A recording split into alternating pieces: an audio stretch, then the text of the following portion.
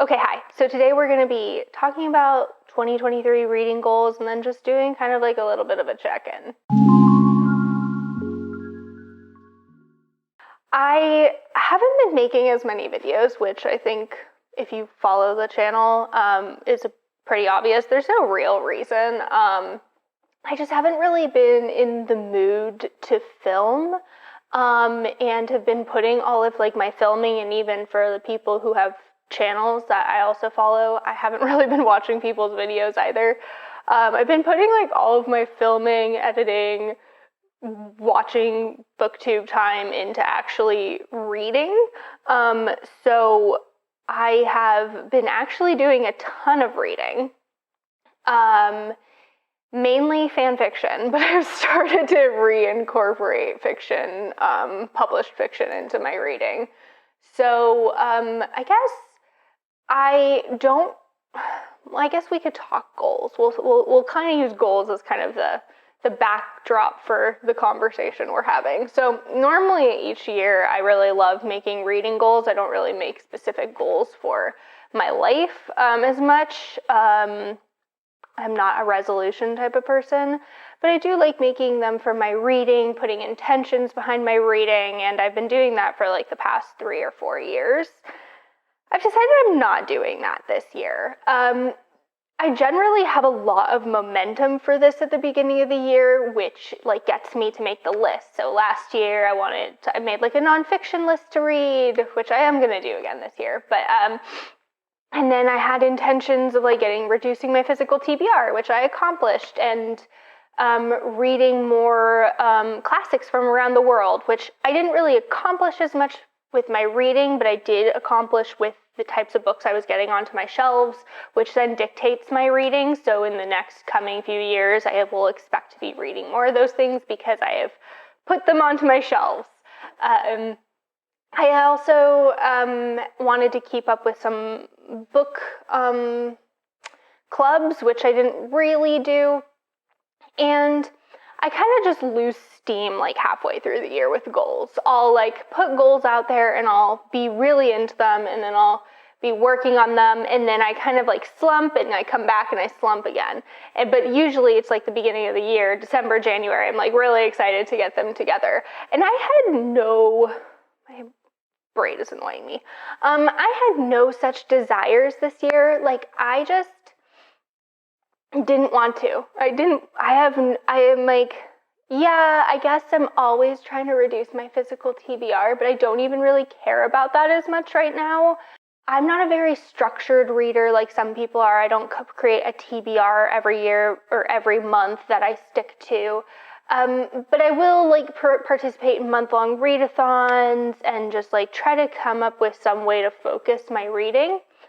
And because of that, some books that I want to read just like never really get into that focus. So I can think of, I don't know where it is on my shelves. It's like this classic Russian book that sounds really interesting. Like this guy killed a man with no witnesses, and then he reads something years later, and it's like it's from the point of view of the victim, and it sounds exactly like how he killed someone, and it kind of just goes from there. And I've been thinking about reading this book since I picked it up, probably like last May, and I just have never done it because I'm always like putting other priorities first. And I just decided I'm not doing that this year. Like this is like a mood reading year. I'm just gonna read what I want, when I want to. And I'm like, gonna put all these like barriers of you have to do this, you have to do that. And I've kind of already gotten into that like zone with my channel. So I used to be pretty diligent about putting a video out a week, which I haven't done since probably like maybe August. I haven't been consistent since I bought a house and like moved and like started getting busy with other things, and then had surgery, and just like getting around was physically a bit more difficult for a while. And then once I was better enough to do this more consistently, I just was like, I don't really want to. It's not to say I won't be coming out with videos. I know consistency matters in terms of algorithms, but like I don't have this goal every year. I really don't care if my channel grows or not. Like I just do this for fun. I do this to interact with the people who comment on my videos and like engage with me and like tell me about interesting books and then like get fun ideas for books from me. That's like what brings me joy about this whole endeavor. So yeah, I guess that's all to say. I don't really have any reading goals, but just to read, just to enjoy reading, just because I think too, which I will come out, this is going to be a very rambly video because I didn't plan it at all. I am going to film my favorite books from 2022. But one thing I noticed, which is interesting, is that I had a pretty good reading year where I liked a lot of the books I read. And I had a high percentage of books where I was like, I enjoyed them. Like I had a good time with them. But I didn't love many of the books I read, which I think is like common for me. I don't generally tend to love books, but even the ones that I really, really enjoyed, like I was like, that was a great book. It doesn't like live in my soul in the way other books have in the past, where it's like, I can't stop recommending it or I can't stop thinking about it. And I'm not really sure why. So we're just gonna like get rid of all my rules this year and I'm just gonna read whatever the hell I want. Maybe I'll show you some of the books I just bought because I was also on like some book buying kind of low buy year and I just destroyed that coming into 2023. Like I bought a ton of books. I don't feel bad about it at all. I actually felt guilty because I have this used bookstore in like that I live near locally that I absolutely love.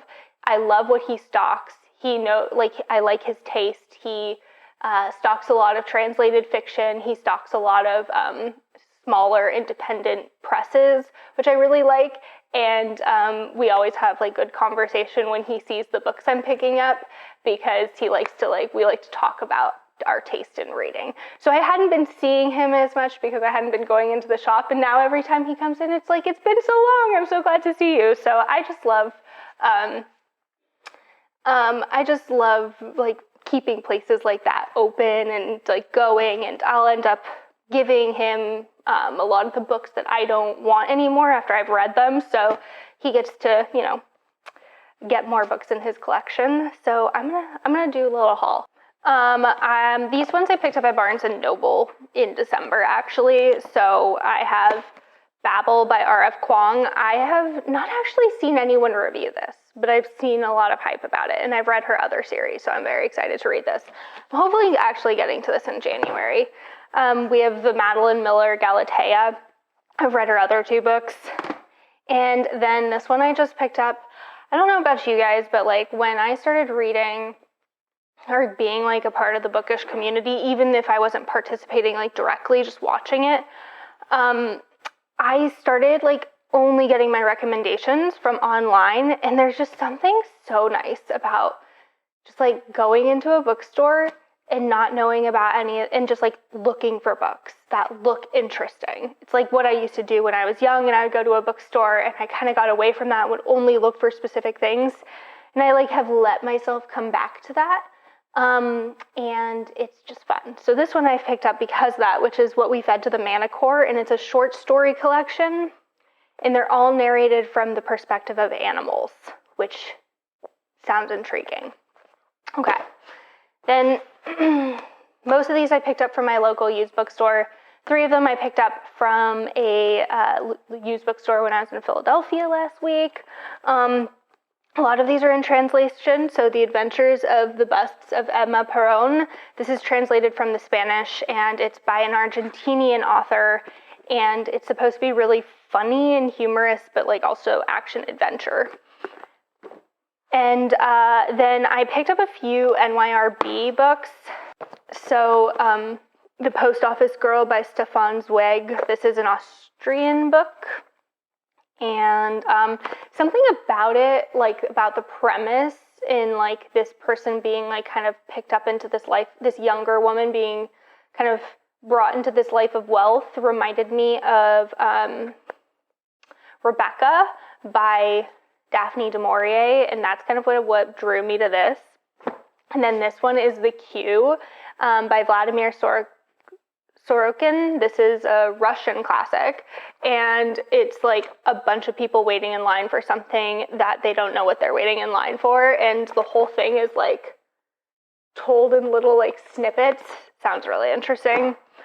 And then I bought The Squatter and the Dawn, and this is from a series that I've been picking up books from. It is the Modern Library Torchbearer series, which, it's a new series featuring women who wrote on their own terms with boldness, creativity, and a spirit of resistance. So a lot of them are classics. I've just been seeing them. This one takes place this took place on the border in San Diego after California was annexed, and it's like from the perspective of a Mexican family, which sounds really interesting. Picked up some Japanese translations. The Nakano Thrift Shop. I haven't heard much about this, but I've seen this author around a lot. And then Breast and Eggs by Mieko Kawakami, which I was seeing a lot a few years ago. How to Pronounce Knife. This is a short story collection that's been on my radar for quite a while. Takes place, I think, mainly in America, but the author was born in a Lao refugee camp in Thailand and was raised and educated in Toronto. So maybe not. Maybe it mainly takes place in Canada. Anyway, it's been on my radar for a long time.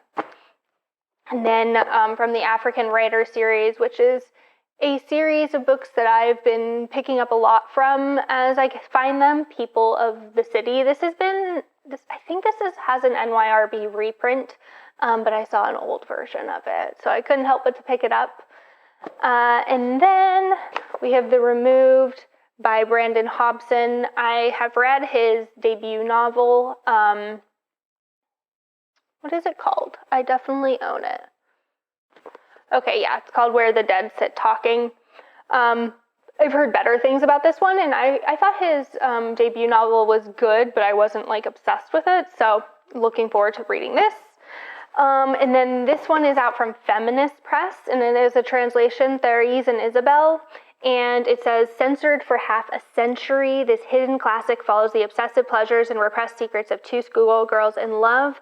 With this publication, the original text is available to a U.S. audience for the first time. So it just sounds contextually really interesting, so I'm looking forward to trying this. Another translation, Love.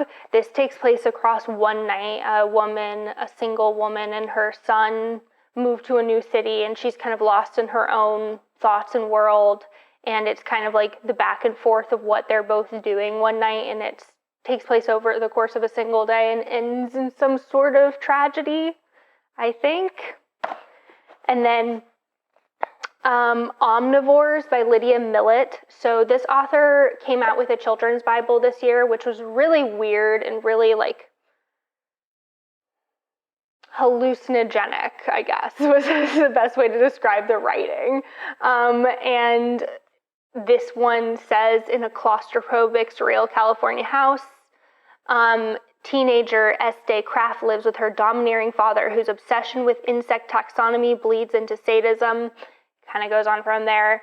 Sounds really weird. I really loved the weirdness of a children's Bible, so I'm hoping I like the weirdness of this.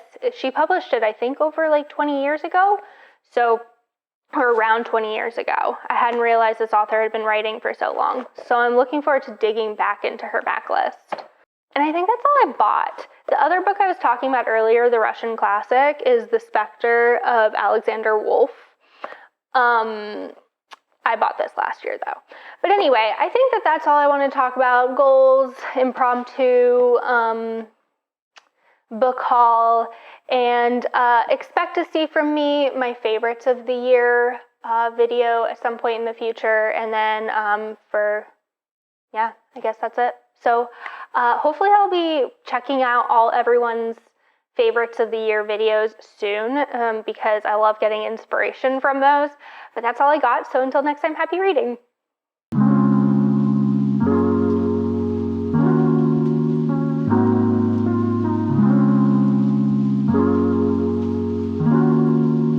you.